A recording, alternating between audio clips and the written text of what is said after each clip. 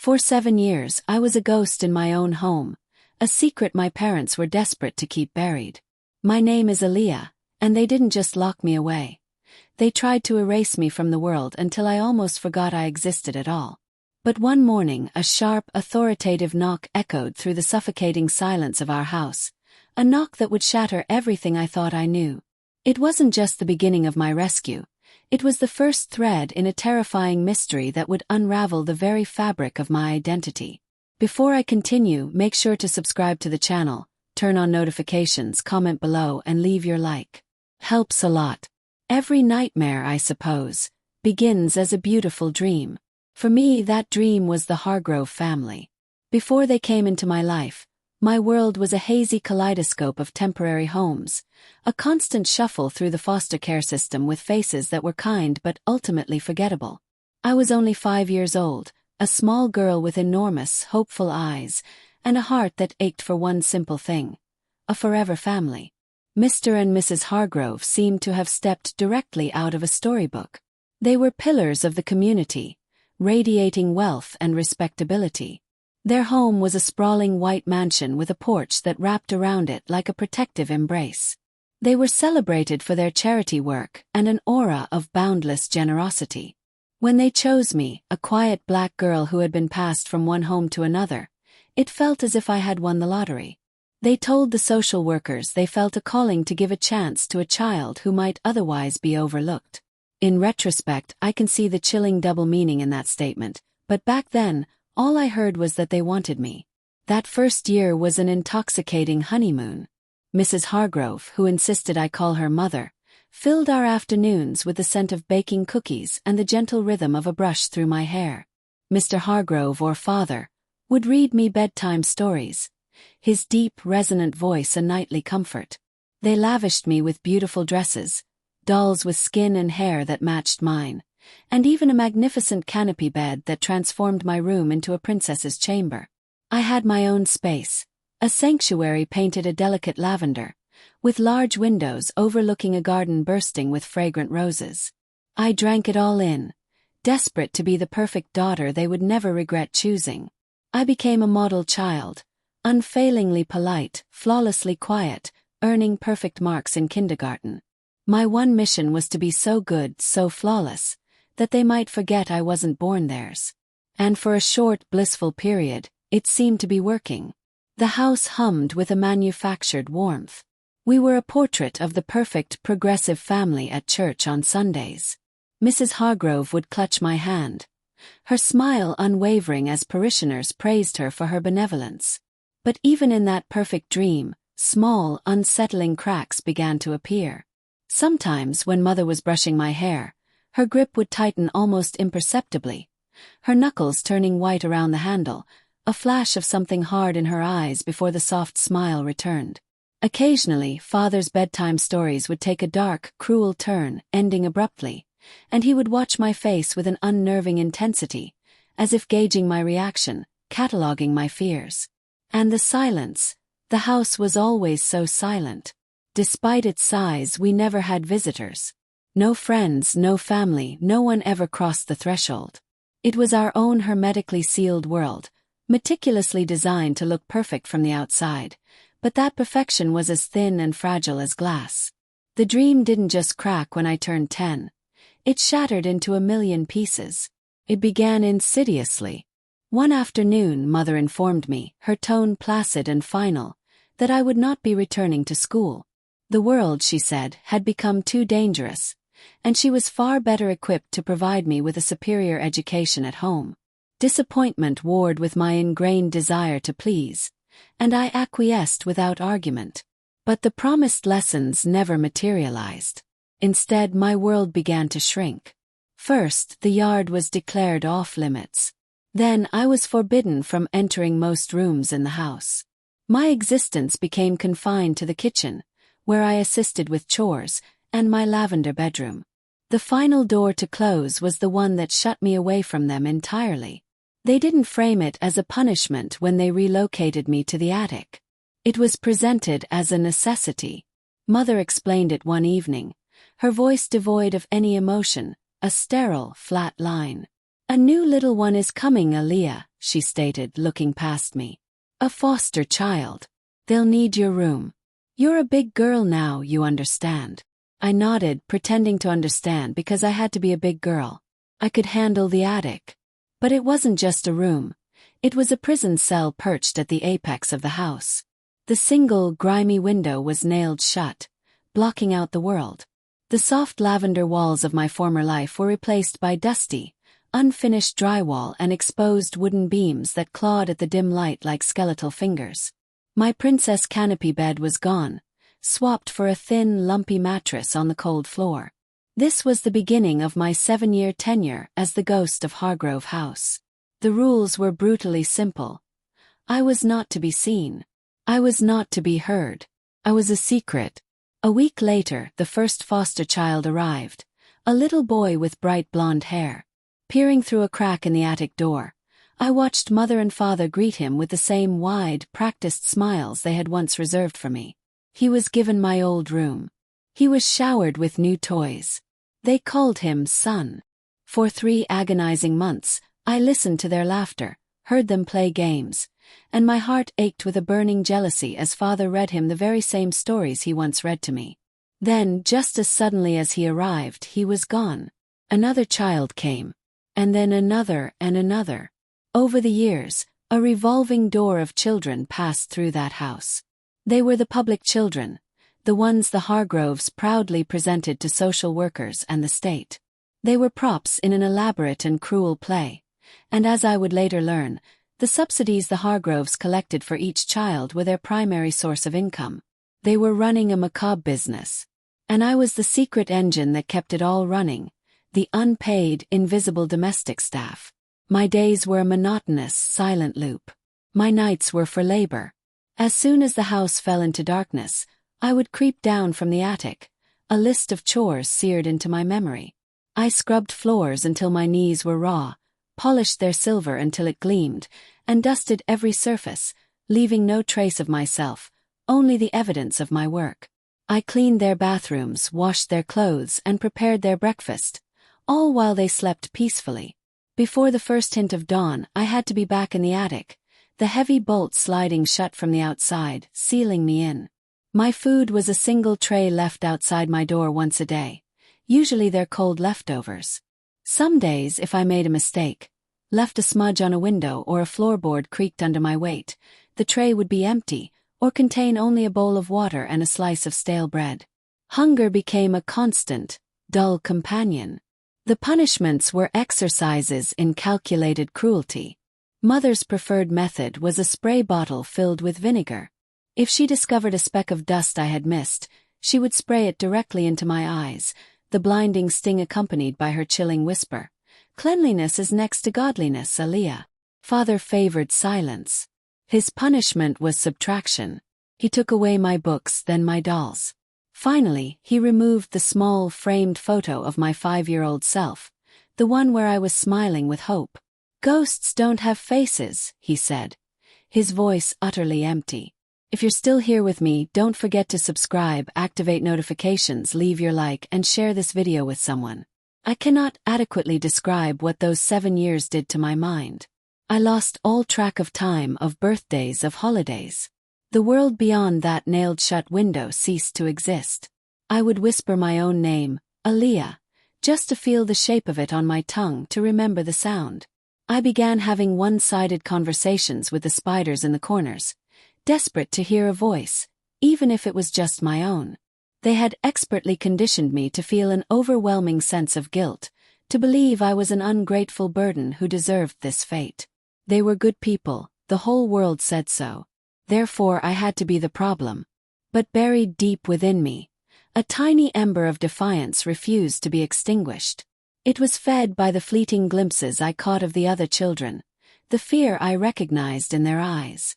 I saw how the Hargroves' kindness was a performance, a switch they could flip on and off. And slowly, a new understanding began to dawn. I wasn't a failed daughter. I was a permanent tool. The other children were temporary tools for profit. I was the hidden machine that kept the entire operation running smoothly. This realization brought no comfort, but it began a slow, alchemical transformation of my guilt into a simmering rage. I wasn't a ghost. I was a prisoner. And somewhere in the deepest part of my soul, I began to dream of escape. It happened on a Tuesday. The only reason I knew the day of the week was because my Monday night chore was to haul the trash cans to the curb for the morning pickup. The sun was just beginning to cast weak, gray light through the grime on my attic window. The house was wrapped in its usual morning stillness. Then came the knock. It wasn't a polite tap. It was a hard, official rap on the front door. 3 sharp thuds that shattered the silence like stones through a window. I froze, my heart instantly beginning to hammer against my ribs. No one ever came to the house unannounced. Downstairs, I heard a chair scrape violently against the floor. Panicked footsteps. I crawled on my hands and knees to the crack in my door, my breath caught in my throat. I heard Mother's frantic, high-pitched whisper. "John, who could that be? It's not the agency." Father's voice was a low, dangerous growl. "Be quiet, Eleanor. Go back to the bedroom. I will handle it." Another series of knocks, louder this time, more insistent. I heard the metallic rattle of the door chain, then the sharp click of the lock turning.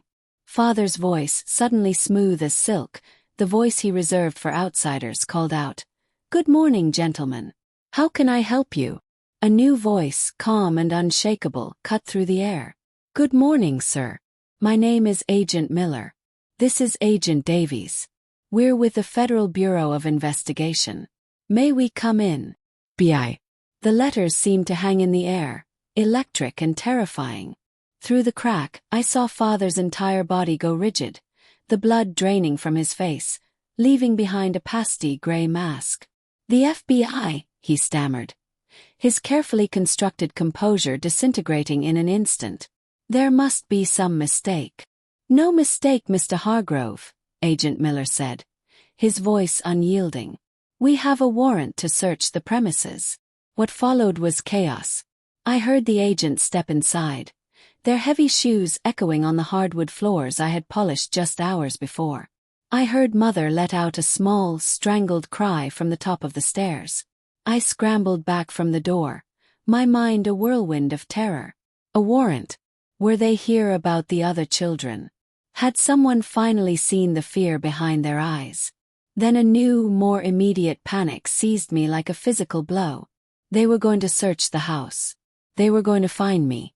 All I could hear were my parents' threats echoing in my mind, years of warnings that if anyone ever found me, I'd be taken away to a terrible place, a prison for bad, ungrateful children. I could hear them moving methodically through the downstairs, their voices a low, professional murmur. Then I heard it. Footsteps on the stairs, slow and deliberate. They were coming up. I scrambled to the farthest, darkest corner of the attic, pulling my thin, threadbare blanket around me, trying to will myself into the walls, to finally become the ghost they always told me I was. "What's up here, Mr. Hargrove?" It was Agent Miller's voice, directly outside my door. "Nothing," Father said, his voice strained and tight with panic. "Just storage. Old junk. You don't need to go in there. The warrant covers the entire premises, sir. Please open the door." A long, charged silence stretched out. I could hear Father's ragged, shallow breathing. I can't seem to find the key," he lied, his voice cracking. A moment later, there was a loud, splintering crack as the door was forced open, flooding my dark world with an almost painful amount of light. I flinched violently, throwing an arm over my face. 3 figures stood silhouetted in the doorway. 2 men in dark suits, and behind them, Father. His face a grotesque mask of pure terror. One of the agents, a tall man with kind, sad eyes, stepped slowly into the room. This was Agent Miller. His gaze took in the filthy mattress, the nailed-shut window, and finally me, a skinny, terrified girl huddled in the corner. He didn't look shocked, only profoundly sad. He crouched down, keeping a respectful distance. "Hello," he said softly, his voice gentle and calm. "My name is Agent Miller. We're here to help you. What's your name?" I opened my mouth, but the word was a stranger. It was trapped, rusted from 7 years of disuse. I tried again, my voice emerging as a dry, hoarse whisper. Aaliyah. He nodded slowly, a small, gentle smile touching his lips. It's nice to meet you, Aaliyah. You're safe now. I promise. And in that moment, looking into the eyes of a complete stranger, I felt something I hadn't felt in a lifetime. It wasn't fear. It was a tiny, fragile flicker of hope. The world outside that house was an assault on my senses, blindingly bright, deafeningly loud. The agents wrapped me in a thick blanket and led me to a car, shielding me from the prying eyes of neighbors who had gathered on their lawns, staring and pointing at the house that had always seemed so perfect. The simple sensation of sun on my skin was so overwhelming that I felt dizzy. They took me not to a police station but to a quiet, clean victim services center. A kind woman with a warm smile gave me a hot meal, soup that warmed me from the inside out and soft bread, and a set of clean clothes. For the first time in 7 years, I stood under a stream of hot water, and as I scrubbed away the layers of grime, it felt like I was washing away the ghost from the attic, trying to find myself underneath. Agent Miller came to speak with me later. He didn't interrogate me. He just talked, his patience a gentle balm on my frayed nerves. He let me find my voice, which was a slow and difficult process. Years of enforced silence had left me with crippling anxiety. Making eye contact felt impossible, and trusting anyone was a mountain I couldn't yet climb. Over several days, piece by painful piece, I told him everything. The attic, endless chores, the vinegar, the constant hunger, the soul-crushing isolation. As I spoke, the sadness in his eyes hardened into a steely resolve. Aaliyah, he said gently one afternoon, we've been investigating the Hargroves for months. We received an anonymous tip about their finances and discovered they were committing massive subsidy fraud. He explained that they were collecting thousands of dollars from the state for foster children who were no longer in their care, using an elaborate web of forged documents. But we never knew about you, he continued, his voice heavy with the weight of the words. You weren't in any system. According to the official records, you were adopted by the Hargroves 10 years ago. They faked school records, doctor's visits. They created a completely fictional life for you on paper while they kept you hidden in reality. That much I had started to piece together. But the central question still burned in my mind. Why me? Why go to such extraordinary lengths to hide me while parading other children in public? That's when Agent Miller told me something that would detonate my entire world. Aaliyah, as part of our standard procedure, we ran your DNA against the national database. We also ran it against John and Eleanor Hargrove. He paused, taking a deep, steadying breath. The Hargroves are not your adoptive parents. I just stared confused. But they are. I was in foster care. They chose me. They adopted me. He shook his head slowly, his eyes full of pity. That is the story they created. The truth is, Aaliyah, the Hargroves are your biological parents. The air rushed from my lungs. The floor seemed to vanish from beneath me. My biological parents. It was impossible. Made no sense. They were white. I am black. Agent Miller then carefully laid out the entire twisted, monstrous story. Years ago, before I was born, Eleanor Hargrove had an affair with a black man who had done some contracting work on their house. When she discovered she was pregnant, she was terrified of her husband, John, a man pathologically obsessed with image, control, and racial purity. A mixed-race child would have shattered the perfect, pristine, all-white family image he demanded. So they concocted a horrific plan. Eleanor hid her pregnancy from the community. When I was born, they faked my death, illegally obtaining a false death certificate. Then, through a corrupt contact, they created a new identity for me, inventing a backstory of abuse and neglect to have me entered into the state foster care system. They let the system shuffle me from home to home for 5 years, until enough time had passed. Then they swooped in as benevolent saviors to adopt the very child they had thrown away. The adoption was a legal sham, a way to gain permanent ownership of me while burying the secret of my true origin. The isolation, the abuse, the 7 years in the attic. It was all to keep their secret. It was to erase every trace of my real father, to erase the stain of my birth from their perfect world. The foster care fraud was just an opportunistic crime they layered on top, a way to profit from the system they were already manipulating for their own sick purposes. I sat there in stunned, ringing silence. The people I had called mother and father, my captors, my torturers, were my own flesh and blood. The crushing guilt I had carried for years, the deeply ingrained belief that I was a flawed, ungrateful child who deserved to be punished. It was all a lie they had meticulously programmed into me. My suffering wasn't a consequence of something I had done wrong. It was my punishment for the simple act of being born. The trial was a media sensation. The story of the House of Horrors and the ghost girl was plastered everywhere. For the first time, the world saw the Hargroves not as charitable community leaders, but as the monsters they truly were. They were charged with a litany of crimes: identity theft, subsidy fraud, false imprisonment, and torture. Testifying was the hardest thing I have ever done. I had to stand in that courtroom and look at the two people who were simultaneously my parents and my captors. John Hargrove stared back at me with cold, dead eyes, devoid of any remorse. Eleanor just sobbed. But as I told the jury everything that had been done to me, my voice, once a timid whisper, grew strong and clear. I was no longer a ghost. I was a survivor, and my story was real. They were found guilty on all counts and sentenced to life in prison without the possibility of parole. As the judge read the sentence, I didn't feel triumph, just a quiet, profound sense of justice. Their perfect world was gone forever, and they would spend the rest of their lives in a cell, a fate they had designed for me. My own story, however, was just beginning. Agent Miller, my rescuer, had done more than just uncover the truth. He had found my biological father. His name was Robert. He was a good man, a carpenter who now had a wife and family of his own. He never knew I existed. Eleanor had told him she had lost the baby. Meeting him was both terrifying and wonderful. I walked into that room, a 17-year-old girl who had never known a single moment of genuine love, and I saw a man with tears streaming down his face. He had my eyes.